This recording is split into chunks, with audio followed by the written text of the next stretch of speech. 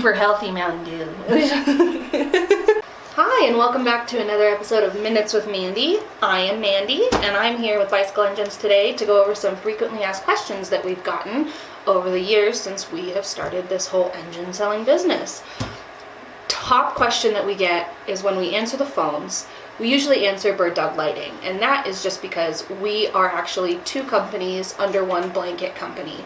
So our main company is Bird Dog Distributing, and then within that we have Bird Dog Lighting and bicycleengines.com.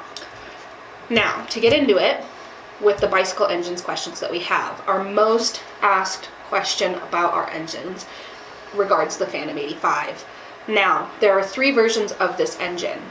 Version 1 was the very first engine that we ever sold, that was the Phantom 85. It is a true 85cc engine, the first of its kind on the market. It was having a manufacturer defect where the original bushing that came with the engine was disintegrating and causing engine failure. While still being the version 1 Phantom, we got a new graphene bushing in that remedied that issue. And so that was the version 1. Both types of bushings are the version 1 Phantom. Now, for the V2, there was an issue with ring snagging on some of the engines. This was not all of the engines. On some of them, the intake port was just a little bit too big on the inside of the cylinder, and your rings, where they open up on the cylinder, was catching on that lip. Now, we kept selling this engine because, again, it wasn't every single engine. A good way to check is to mark where your ring openings are on your cylinder, and then mark them on the, and then take like a ruler and go in and measure and see if it crosses or it comes in within like half a centimeter of that intake if you have a V2.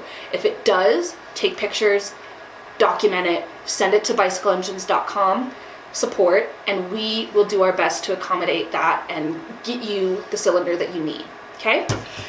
So with the V3, we optimized that intake port and made the ring snagging problem obsolete, because this engine has so much power that we couldn't make the intake port super small, like standardized with our Zeta 80 and our Dio Reed kit and our Zeta 100s.